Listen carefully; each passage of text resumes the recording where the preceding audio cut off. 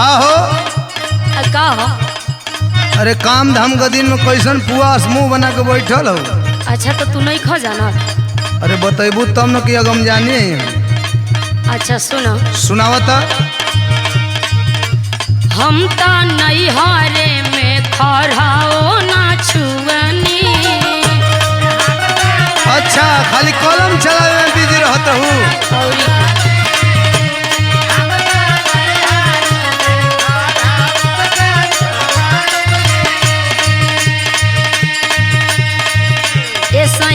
ससुरा में खटत खटत मुआनी। नहीं तो पलंग तोड़बू खाली।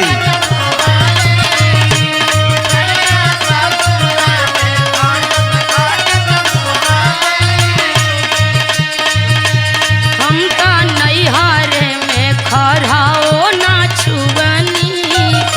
ए सैया ससुरा में खटत खटत मुआनी।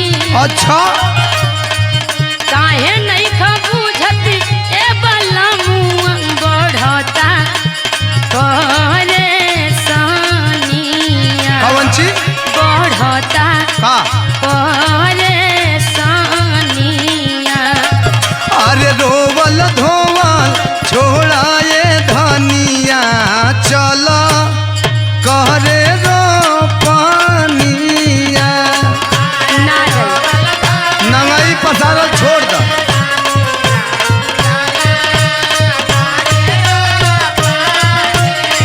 चलो सबको रुपए लगल। उसे का मतलब। और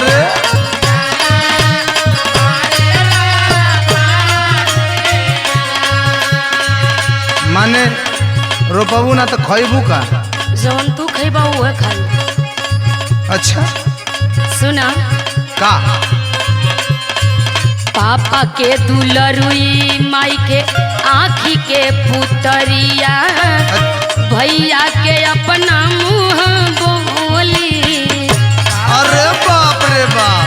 औरी क्या माने सब लत मरुआ है का? का जाने।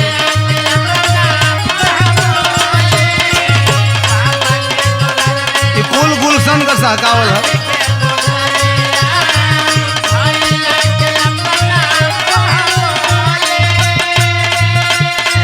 नहीं हरे कदाच नहीं ससुरा से कर।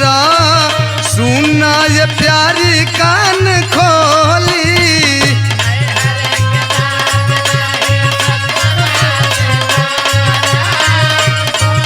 बुझाइल कि ना? बुझाते न बा। नहीं के बुझा तो रमेश सिंह कुटई है।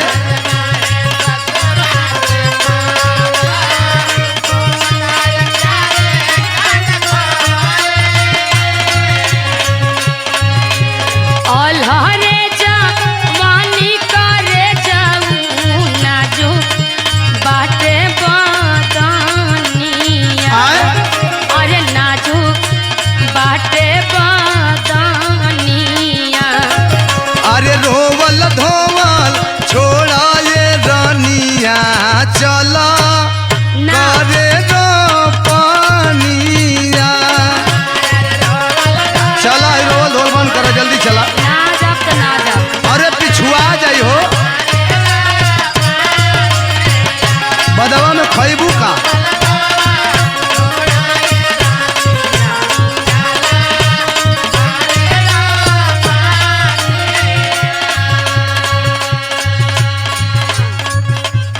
अच्छा इतना नंगाइल कहाँ है बड़ू तू?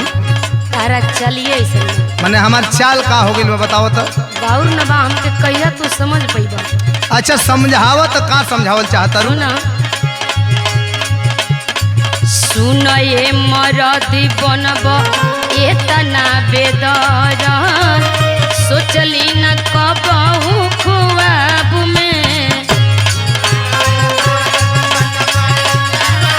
बाल तोहर ख्वाब कबो ऐसा सपना ना देखली। मने अपन घर का काम करे में लाज बा।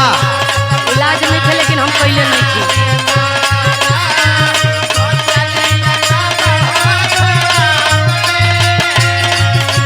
अच्छा ख्वाब सजैले बड़ू की गद्दी लगा के खइबू। औरी का एक ठे बात बतावा। बोला। करबू न खटनी तो चटबू कैसे चटनी रहबू जतना रुआब में। दहेज लेके आई बनी तो पैसे दहेजवे आज तक चलत का? औरी खाए के बेर तो एक हाथ का जीभ निकाल देबू लप दे।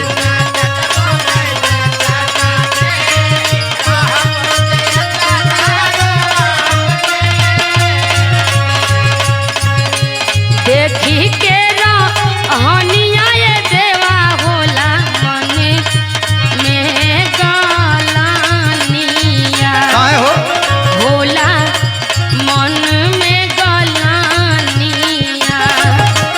रोवल धोवल छोड़ा ये धनिया चल करे रो पानिया। अरे रोवल धोवल छोड़ा चल ना। पूछौ करा ना जाए आखिर पिछुआ जेबू तब करबू। हमसे नहीं के मतलब अरे साल भर का भोजन कहाँ से चली? कमा के लिए यह अरे बतियो समझल जाला।